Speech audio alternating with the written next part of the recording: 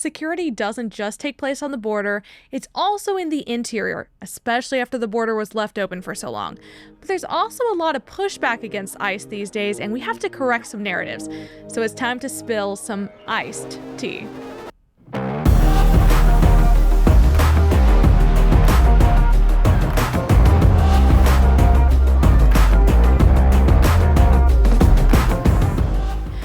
Everyone, and welcome back to the Sweet Tea series. My name is Ariana Guajardo. Thank you guys for joining me today. This is not just sweet tea today, it is iced tea, because I am joined by Luisa Deason, who is the former public affairs officer for the DOJ and DHS. Welcome to the show. Thank you very much, Ariana. I'm very excited to be here, and of course there's a lot to cover. Oh, there is. And we were talking before the show about when people think about ICE and security for the United States, a lot of what they're thinking about is the border. But you and I both know it goes beyond that, because we also have threats even in the interior, and you've helped handle that for several years, and I'm so glad that you're here with all of your expertise to share with us. Well, yeah, it's exciting, but you know, the division amongst Border Patrol and the entity which is ICE are two different functions, and so will you explain that? Because I think a lot of people don't quite understand what is DHS, what is ICE. Well, DHS was the agency that was created after the 9/11 attacks, and it encompassed 22 different government agencies, and they were all kind of pushed together. So it became the largest agency on the planet. But the difference is, when we used to be DOJ and INS, what happened is we already had three components to that agency. We had the benefits, we had what was the interior enforcement, and we had Border Patrol. So we were all tied together. But we were already going through a restructuring of that agency. We were separating between interior and the border enforcement because it was convoluted and it was overlapping responsibilities. But what propelled that and pushed it forward was the attacks on 9/11. Therefore, the Immigration Service was abolished completely in 2003. The new agency became valid March 1st of 2003. And under DHS, we were then responsible for working with Legacy Customs. So Legacy Customs was pushed into the inspectors at the ports of entry to work with Border Patrol, as they were with the ports of entry here and working with interior enforcement with ICE agents that did encompass everything that was not border related. So there's the difference. Yeah, and before we go on, I always forget with acronyms. I should say the whole name as well. So Department of Homeland Security. Right. And then what does ICE stand for? Immigration and Customs Enforcement. Okay, thank you. Yeah, see, Yes. This is why even myself, whenever there's so many of the alphabet agencies, it's sometimes hard to remember each one. So recently, we've been seeing a lot of violence against immigration enforcement, so like everywhere from Minnesota, New York, Chicago, all of the northern blue cities and states. So what's going on there? What's happening? You know, that's a great question. The explanation is it's the rhetoric that some of the leaders in those states are creating. ICE isn't doing anything differently that they've been doing already since 9/11. ICE has had a district office in Minnesota. I think the problem is that you have leadership, you have a governor, you have mayor in place that Tim Walz obviously does not want ICE in his state. They don't want the Mayor Frey doesn't want ICE working in his capacity in his city as a mayor, and they don't want to cooperate. But what they failed to realize is that ICE has had a district office in that state for 22 years. And so they're still following following the same laws that have been on the books for 21 years. I don't understand what the difference is today, other than the rhetoric that is spewing the volatility, and that's beginning to spin out of control. The other factor is that you have paid agitators that are going to these states. These aren't just people that are living in the community. A lot of them are paid protesters, so to speak, that are not protesting peacefully, as we've seen. They're spitting at officers, they're throwing bricks, they're shooting at them, they're doing all kinds of things. And I mean, it's something that we have never seen. I've never seen anything like it in the 30 years that I've been doing my post-immigration work in my own consulting firm, correcting the rhetoric, so to speak. It's just unheard of. I'm glad you're bringing up the paid protester part of it, because it's not just right now where we have paid protesters, even back with the BLM movements and stuff. Yes. I've known because I've known of people who are being paid to protest, so we know that it's out there. Like one of my closest friends, she was saying her cousin who went a bit off the rails started doing the paid protest stuff and showing up places. That's why if you're looking at a college campus, you can tell some of these people are not college students that are part of it. That's where some of it's coming from. Well, and when you think about it, we have to follow the money. Who is funding these organizations that are recruiting? Because I know that they're having ads on Craigslist and they're doing all kinds of recruiting online to get these people that are paid to create the animosity and to be violent and to protest and get in the way. And it is still a federal crime to obstruct and to impede federal officers from doing their work. The other factor, I think, is the fact that because you have Tim Walz and Frey, who's the mayor there, and other local leadership that do not want to cooperate with ICE by letting us into the jails, the problem is you can't even get their local police departments. I mean, now there's been some changes to even cooperate by securing the areas that ICE is working in. They're going in with targeted lists of individuals that are the worst of the worst that have been on lists with final orders of removal. So these agents are going to the last known address this person had on file. And, they're having to protect themselves. They're having to put in teams to protect their teams from doing their work accurately and effectively. And I've never seen anything like it.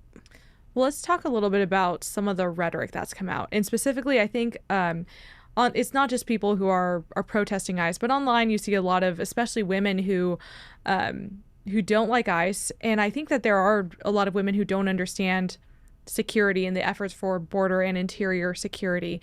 So if you were talking to a group of women about the importance of, or even like trying to help them understand the issue, what would you say to them? Well, you bring up a valid point. I am a mother. So the one thing I could tell you is I would speak to another mother the way that I would speak to anyone who has children. I think that there is rhetoric that is being spewed on media that is not accurate, and they don't care to correct it. But, when you're seeing people say abolish ICE or Nazis or things of that nature, that's incredibly misinformation being spewed out.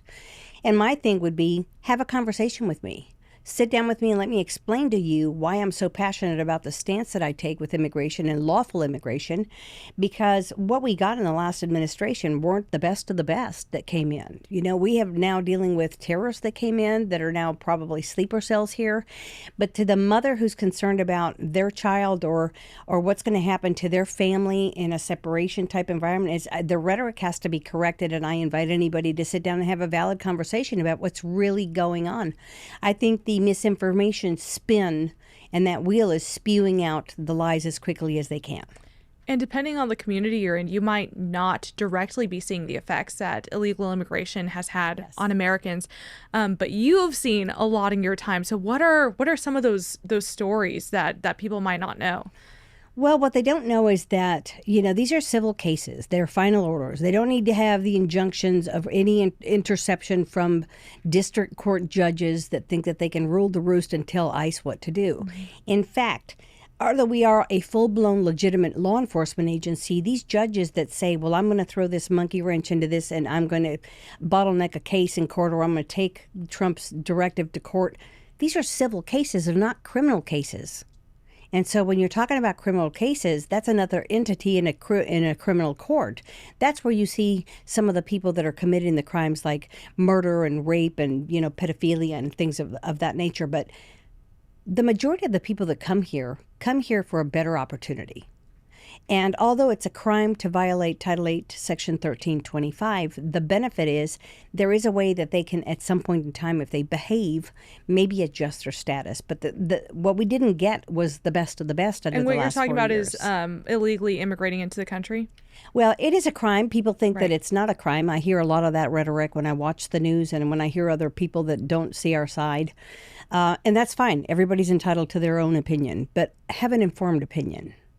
One of the things that I'm adamant about is educate yourself a little bit about what the law and the statute states before you start saying that we don't have the right to be doing what we're doing, because we do. Right. But the reason why I think a lot of the women who do care about border security care about it isn't just because there's a law that's being violated, but it's because there's a real humanitarian crisis that goes along with it. And you've shared a couple of stories with me. Would you mind sharing some of those of just the horrors that you wouldn't see unless you're in a community that experiences a lot of? I think one of the problems that we see in Houston, and I know that Austin is we're only 2.5 hours south of you. But to give you an example, I, as a mother, Houston has one of the worst trafficking problems that exist in the United States. It's one of the major cities you get to after you cross the border. The disbursement within transportation and the circuits that they can push these children that they traffic in and young adults obviously is a big threat. And because we really had some of the worst trafficking on the planet going on during the last 4 years, it's scary for me as a mother, and when I sit with another mother, it's like, I just hope to God that my kid isn't riding his bike down the street and somebody nabs him and then puts him into one of these prostitution rings, you know? I think every parent is fearful of their child being kidnapped and then never being found again. And is that a real threat in the Houston area? That is a real threat. It is a real threat. And then not only for Americans, but even the inhumane conditions that exist whenever people are being brought across the border. So because I've been at TPPF for a while doing video work, we've done a lot of different border series. And one of them, we were in Falfurrias, which is the checkpoint between whenever you're coming from McAllen up to the rest of the United States. But we were sitting with the sheriff just talking about how because there's that checkpoint there where you'd have to normally, all the roads lead to that you'd have to go through with the car, the way that coyotes are taking people is basically through the desert. Yes. And there you would have to be carrying gallons of water with you to be able to survive that trek. And if not, there's dehydration, they're having to respond to it. And along the way, the sheriff was just detailing, and I went through the binders of just seeing the human remains that have been left behind because of people dying along that way. And people don't think of that, but you have to keep in mind where the source is bringing those people through. And the source begins in that country where there have... So smuggling and trafficking is a very well criminal enterprise that is very well organized. And they have it covered from A to Z. So you have to think about, you've got people in that organization that are criminals that are recruiting. You've got those that then put them into the vans that lead them to the trails that are in the desert or in the forest or in these poor, or, rocky places to come across. Many drown on their way through the Rio Grande. It's just, but the problem is that these smugglers and these traffickers have no regard for the human life. Right. They see that individual as a commodity, as a way of doing business. And if that person gets to the other side and is able to pay their ransom, so to speak, which usually changes, and if they have children, it's more of a risk because now that child becomes a pawn to extort more money from the people back in the country where they originated from. And so it's a vicious cycle. And what people are lied about is, oh, we'll get you there safe. You don't have to worry about anything. They don't worry about famine and no water. And if you break your ankle, they leave you behind. Right. The women and the children are usually raped or sodomized. I've seen children drugged. I've seen them carry drugs as mules. I've seen people sewn into piñatas in vehicles, and children in piñatas or into vinyl seats in the vans. And it's just horrific. And one of the cases that I will never, ever forget was a Jamaican national who decided to put 14 people in the back of his 18-wheeler while he was down at the border. Well, that 18-wheeler came through Victoria with 89 suspected individuals that were here illegally. They were transited through the hot mid-air. That refrigeration in that truck was never turned on, and 19 people perished in the back of that sweltering tractor trailer. And the driver could have cared less when he realized that he had people that were falling out, bodies piling one on top of the other. The one that impressed me the most was a father and his 5-year-old child. And you have to think of that as a parent. No parent ever wants to see that. But these people don't care. They're ruthless. Mm-hmm. And they will charge whatever they can. And we used to see what we'd call exotics. Exotics are people that are not necessarily from Central and South America or from Mexico. They're from other countries such as Thailand. And the more exotic you are, the farther you are from the United States. And some of them are brought in cargo bins on ships. And they're just absolutely horrific conditions. Mm-hmm. It's horrible. Again, like having to look through the binder. I know, you're running through that. Through it, you're seeing the image. It's horrible. It is. Well, I mean, especially like I said, like sitting there in that that police officer and searching, like looking through their binders, and you're seeing like remains at different points of people. It is horrific. And then really you're seeing scary. like the human life aspect that's behind it. But thankfully that component of the immigration threat has been severely lessened recently. Yes. So what are the threats that we're facing in the interior? What is it that we're still working on solving? I think the bigger threat is, the domestic terrorism that we see, paid antagonizers that don't want to be here or don't like the United States are certainly a risk and pose a significant risk to the safety of our officers at all levels. It doesn't matter if you're local, state, or federal. But we, under the Biden administration, Tom Homan indicated that there had been at least over 270 terrorists that had entered and infiltrated into this country. And, as if we didn't learn anything after 9/11, we can't worry about hurting feelings and whether we should let people in or not. You have to know who's here. And I think our bigger threat is the Islamic movement that we see today. We also see a lot of children that are trafficked that have not been saved, they've not been located. And just the human element of the lack of caring about somebody who's a human being, period. But the threat is real. And the threat is also being exposed. Agents are being attacked left and right. And my question is, why aren't FBI and DEA and ATF agents seeing the same level of violence? Because the violence has risen 8,000% on the death threats against ICE agents. Really? In like over the last few months? In the last year. Wow. I didn't know that was It's that severe. 8,000%. It's increased 8,000%, the death threats. And their threats alone have increased about 1,500%. You just didn't see that several years ago. Can we also talk about the sophistication of some of the cartels and these organizations that have also made their way into the United States? I know I didn't prep you with that part, but I think that's something people don't think about. Like in America, whenever we think about American gangs, they're not as highly sophisticated as the cartels like other groups, foreign groups. Let's just kind of set the perspective, right? What we already know. So cartels are in charge of the borders. They're in charge of these criminal enterprises. They're in charge of everything. What we've seen is the resistance we give them, and then they up the antes. Look at the situation that happened in Guadalajara 2 weeks ago. And you have one of the most violent cartels that operates in 31 of the 34 states in Mexico, called the New Generation Jalisco Cartel. They're brutal. They're a break off of the Zetas that existed that were also violent, but we're seeing heinous crimes. And the problem is, the moment that you kill a leader or the drug kingpin, or you start arresting some of their people, what happens along the border is that there's turf wars. And when you start seeing turf wars, you start seeing the violence. They start fighting each other. They start fighting to secure routes, to secure territory, and that's what we're seeing. And what we're hoping is that it doesn't spill over to this side, because at that point, then we really have a serious problem. We have enough work to do on the interior, trying to find out who's here and removing those criminal aliens and those people that do not want to be here and that just want to do us harm, and protect those that do want to be here and want to work. And the cartel situation is very, very volatile right now. I also think it's really funny just thinking about the type of propaganda against ICE, but also just against any kind of immigration or border enforcement at all. Yes. And one of those things is that you're somehow racist, or you only, if you want any kind of like actual national security. And the reason I find that so funny is, growing up in the Rio Grande Valley, all of the people who are working in this kind of border security, they're all Hispanic. Yes. Mostly because everyone in the valley is already Hispanic. Right. But you yourself, you were born in Mexico, right? I was born and raised in Mexico City. I got here at the age of 12 with a father who's Mexican and a mother who's American. Mm-hmm. And we got here legally. What inspired you to want to join, to get into enforcement? I got here, and it was kind of like my dad was kind of like a driving force of don't take no for an answer, and do what you can and defend your people, and, stand up and make a difference.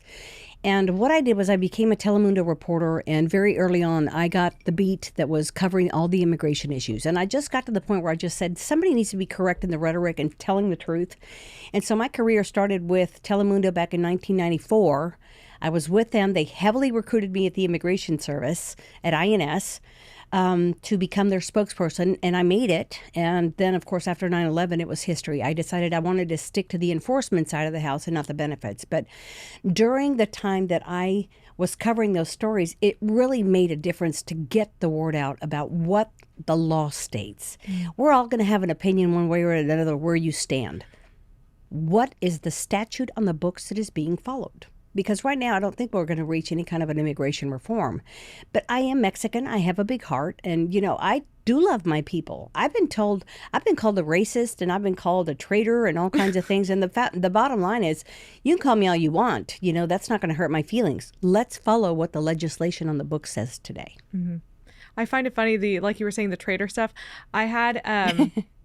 So whenever I was I went to UT for school, and I was part of a conservative group, and we would do different activism events and like hold signs and like have conversations with people.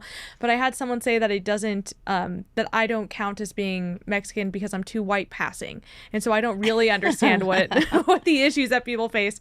And I'm sorry, I just don't think that there's anything that's racist about wanting a secure country. There's nothing wrong with loving your culture and loving what your background is and where you people come from. But I think that when you assimilate into a country, you have to assimilate to the way that country behaves, right?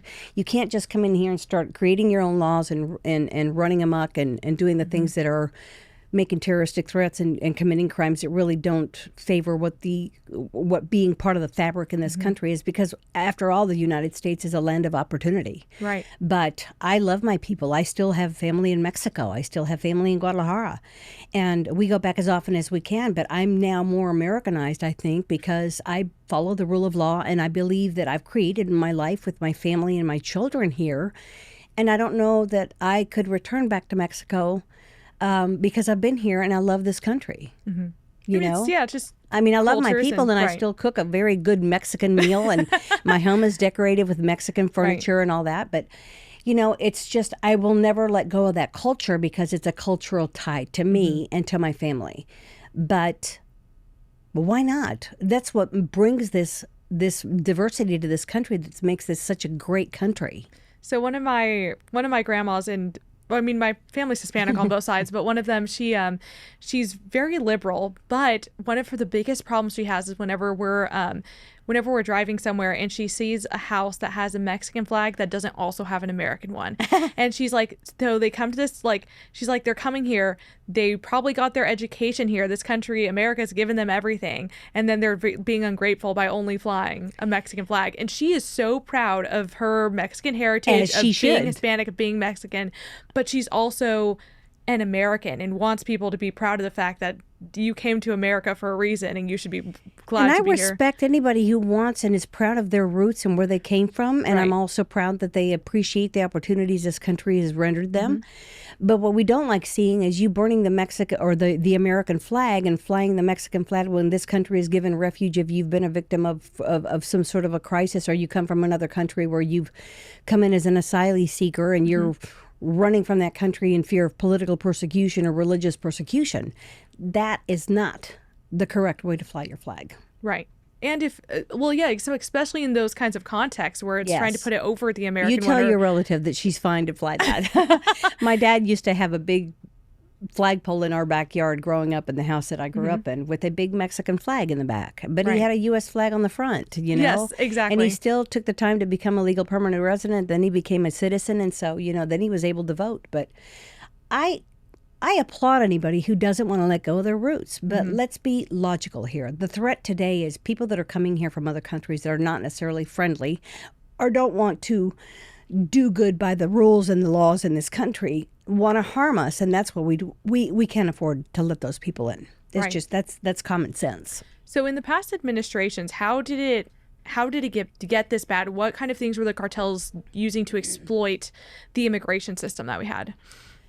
Well, I think it's been a problem all along, but I think that when the borders opened during the Biden administration, it just gave them free rein to do whatever they want. And they will do just about anything they want. They're involved in arms trafficking. They're involved in child trafficking. They're involved in the cartels that promote and bring in the fentanyl and all the deadly drugs and the cocaine. And, it's a very hostile environment. But when you empower them that way, and then you have a country where they're working in, such as Mexico, and you don't have strong leadership there, and it's becoming a socialist environment, I think think that just propels the dangers, and we certainly don't want that here.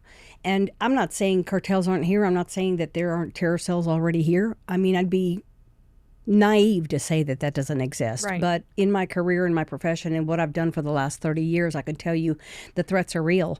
And I think a lot of people are still sitting behind, a blanket, hiding and going, "It's not happening to me." And it's like, be aware of your surroundings. It's happening. And part It's of why I happening. want to talk about, or wanted to talk about the sophistication of the cartels, is because we need to recognize, first of all, that even on the border today, you will still be able to see drones being flown, and they're not from our side. But also, because we had such an open border for so long, some of those people are here in the interior. Yes, they are. And so, what does good cooperation look like with the states and the national government to be able to deal with this? Well, a prime example is, let's take a look at some of the coordination that happens in Houston, for example, because that's my backyard. Right. When you have cooperation from local and state law enforcement, I mean, some of those local law enforcement agencies are going to have expert teams that do, gang violence, or they focus on the cartels and the drug trafficking. And so their collaboration and their intelligence is vital to share with other entities. And when you work in conjunction and in cooperation, that intel is shared. And so you can do multi-agency operations that try to combat that and put the bad people in jail. Where I see the failures is when you have these people conducting themselves illegally and doing the crimes that they're committing in cities where there's no cooperation with local or state, and they won't call ICE to tell them that they have somebody who is on their BOLO or their alert system or in their database wanted for a crime committed elsewhere. I mean, where's the coordination then? If you drop the ball and you don't allow ICE to pick up those entities or those criminal aliens in the intake process of the jails, for example, and you don't honor an ICE detainer, the problem you face is that these compadres go back out to their own communities where they committed the crimes. They're partnering up with their criminal alien friends, and now they're armed to the gills. They're doing drugs, and that poses a far greater significance risk to the community they're going back to, as opposed to being dealt with in a secure area, which would have been the intake section of the jail. Yeah. So, that's I the mean, it best way makes to- perfect sense. Right. If we're going to, oftentimes I don't want to say I want to dumb it down, but I have to put it in terms that people can express and understand. Nobody wants a criminal alien who's raped 4 women back out in their community when they have daughters playing in the front yard.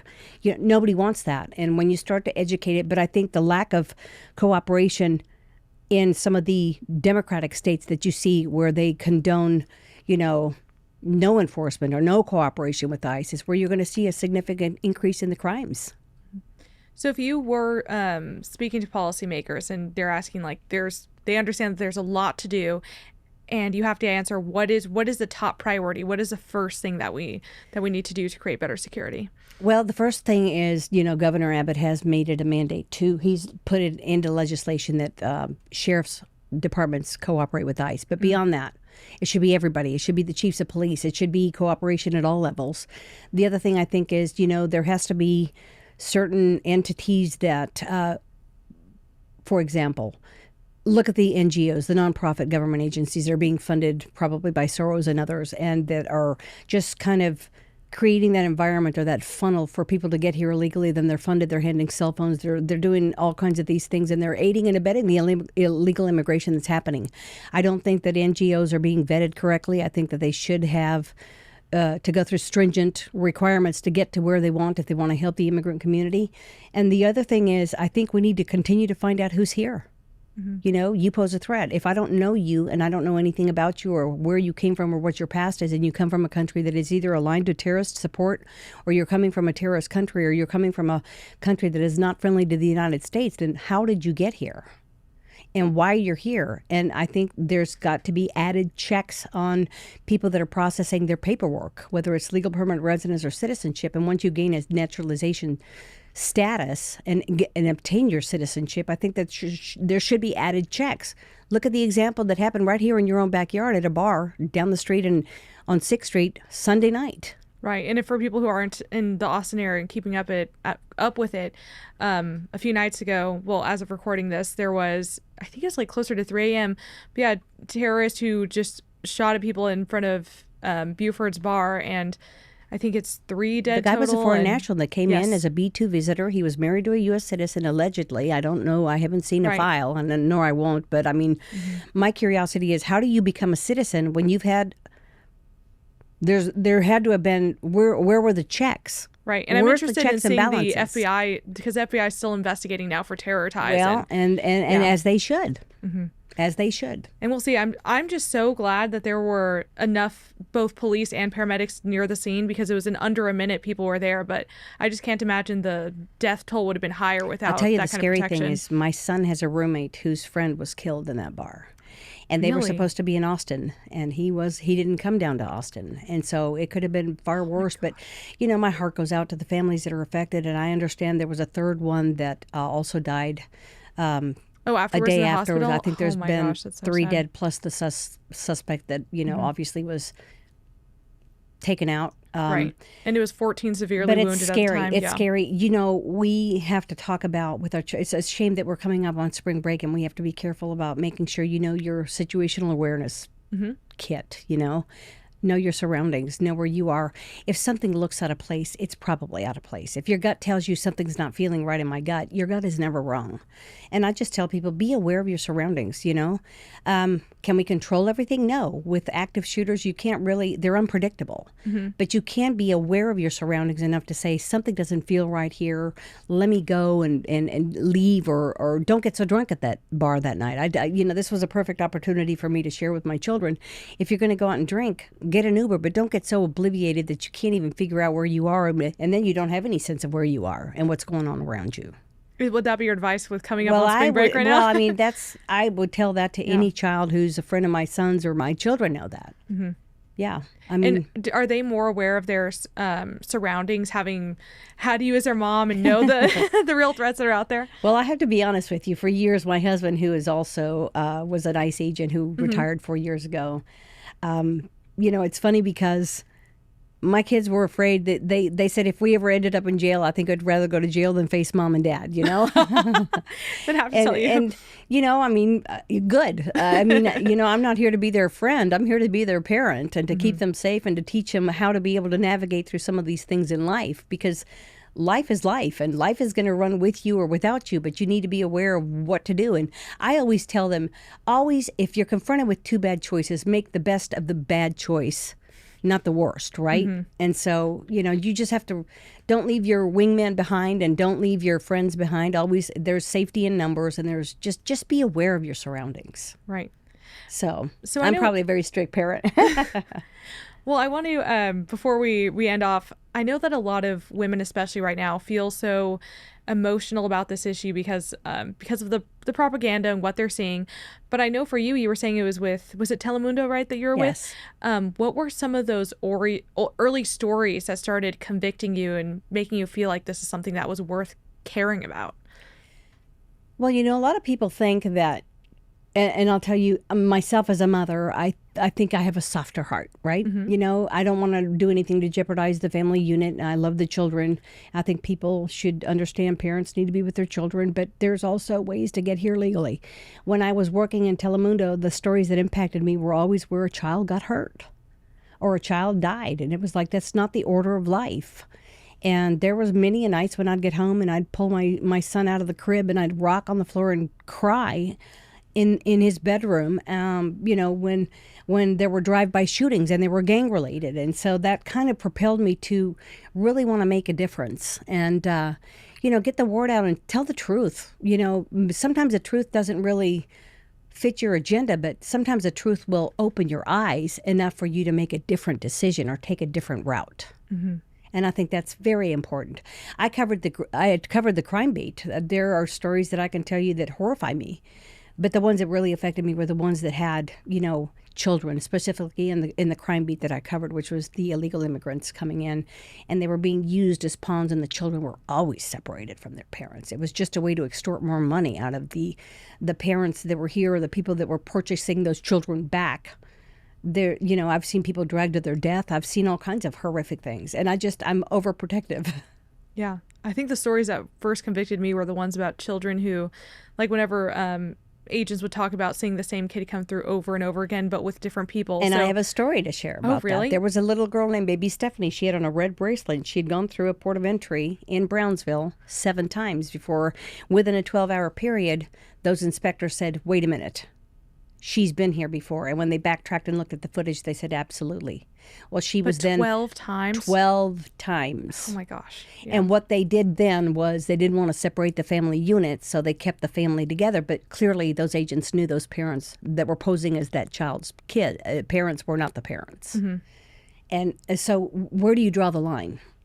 Right. You know, where do you finally say, okay, we have to check every parent, and I'm sorry, but there's patterns that we've seen and followed that create the reason why ICE agents act today, or why they behave that way, or why they think that way. Right. Like if that this is the a general setting, public doesn't know. Right. Like if this is a setting where there's a high chance of trafficking and kids not being with their families, right, you want to vet that for the safety of those kids. Well, and if you've ever noticed in some of the border stories, the kids that are over 2 years old are usually drugged or sedated. They can't talk. They don't want them to talk.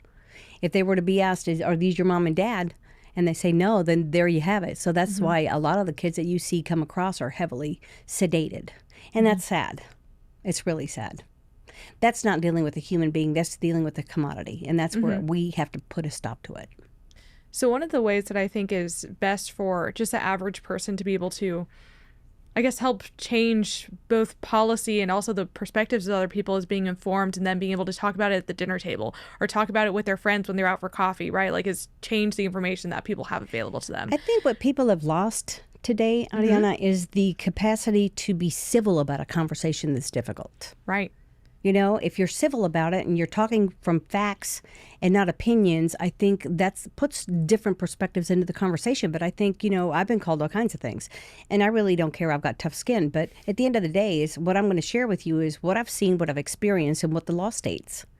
And you can take it or leave it. It's, you know, but I feel compelled to share because today people are so ugly to each other and everybody's attacking each other, and there's no civility anymore. We've lost the civility. So how do you think you got that thick skin to begin with? Because I know so many people, especially women my age, they don't want to make a splash or like make everyone or be called racist for having a different opinion. How do you start acting brave or practicing that? When I know that I'm speaking on behalf of, you know, people, it's not just the illegal immigration that comes in, is we're protecting those lives. You know, you may see it as a separation of families, but when they're with the wrong parent or the wrong sponsor, it's saving lives. These children are then placed into horrific situations where they're sodomized, raped, trafficked, and, you know, you have to put a stop and just say, okay, what I've got to remove all the opinions, and what's left. What's the fact of the case? And I think that's made me tougher. And yes, I've spent years, you know, being knocked down and getting up and dusting off, and getting knocked down and getting up and dusting off. And I think that it's just made me a stronger person. I have more conviction in me today than I did before. But I like what you're saying. It's just starting out with, who am I doing this for? So it's not just for yourself, it's for the protection of other people. Well, right. And if people want to arm themselves with more information, where can they find you and your work? Well, we have a podcast called Frontline Facts with Luisa Deason. I am the host, and we talk about immigration and public policy issues. And what we do is we correct the rhetoric. So anybody, we're on Spotify, we're on YouTube, we're I think we're on Amazon Music, we're on a couple of other things, Podcastics. But, you know, it's starting out, but the beauty of it is that we are correcting the rhetoric that the false and the fake media have been spewing for the last 4 or 5 years. And it's about talking about the truth. And what does the statute say? I don't care what your opinion is. What does the statute say? Yeah, right? How do we follow the law? Yes. Step one is, what is the law? Follow the law. Right. Well, yeah, thank you so much for sharing that. And so you're working on that front. And then at TPPF, if you are interested in the dynamics between the U.S. and Mexico and learning more about that, you can, of course, watch The Hard Country, where I sit down with Joshua Trevino to learn on that side of things, and a lot of what you were saying about the nature of socialism and the other threats that we see just across the border. But yeah, thank you so much for driving into Austin to take this time with me. And for everyone else, thank you for joining us for this special edition of Iced Tea. I'll see you next time.